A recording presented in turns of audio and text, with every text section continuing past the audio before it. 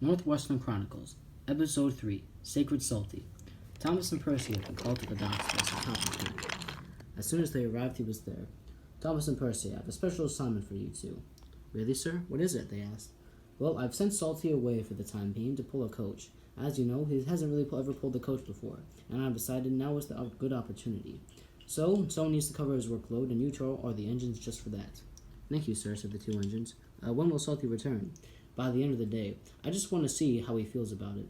Well, anyways, I'll be at Knapford Station, and the Fat Controller walked away. Sounds interesting, said Percy. Salty pulling a coach? Yes, well, we should probably get started on our work right away.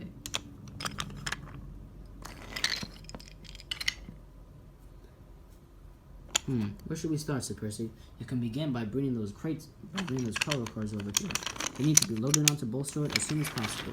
Got it, said Percy. Soon both the crates were loaded on, and Bulstrode was given the go-ahead to leave.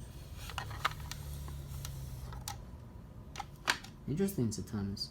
Yeah, it's not really interesting when you do this every day of your life. Well, I guess that's true, said Percy. Suddenly, a familiar horn was sounded in the distance.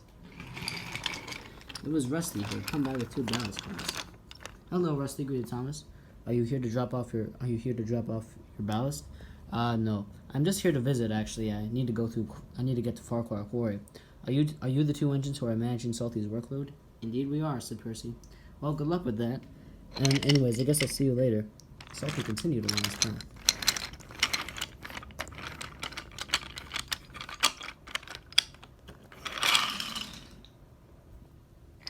What a nice engine. Agreed, said Percy. Yeah. Whatever, said Cranky. Suddenly, out of nowhere, Laurie 1 arrived. He braked hard. Oh, cried Laurie. What's wrong? Asked Percy. None of your business. I just have to get somewhere to be, and where are my crates? What do you mean your crates? You're not supposed to be here for another hour. Whatever. And Laurie ran away. What was that all about? Said Thomas. That happens about every week, said Cranky. Oh, look, here, a much more civilized engine, if you ask me. And indeed, it was a more civilized engine. Murdoch came around with a big goods train. He cruised into the harbor smoothly. Hello, Murdoch. What brings you here? Oh, just the usual drop-off and pick-up routine, said Murdoch.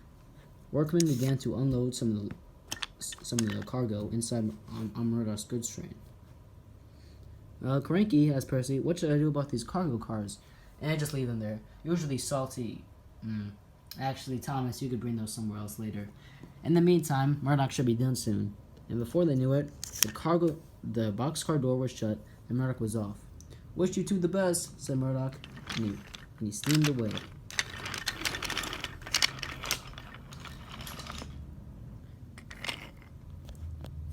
Interesting, said Thomas. I wonder if there'll be any other interesting events here. It gets kind of boring, but also wild at the same time. It's hard to describe. I wonder what he's talking about, asked Percy. But he didn't have to wonder for long. Bertie roared in and braked hard just like Laurie. He panted. Here are the passengers, Salty. Wait, where's Salty? He's gone for the day. We've been assigned his workload. Well, anyways, these passengers are going to leave on that boat over there. I can't talk anymore. Bye. He rushed away just like Laurie, too. Interesting. One of the passengers who got out was the one and only Farmer McColl. Farmer McColl, said Thomas. What are you doing here? Well, I was told my milk tanker would be here, but it's nowhere to be found. Farmer McColl, I don't think your milk tanker would be at the docks. Well, that's what I was told, and now I'm here. Suddenly, a familiar whistle sounded off in the distance. Farmer McColl, said Percy, I would really recommend you get off the harbor. And why would that be, said Farmer McColl. He didn't have to wonder for long, though.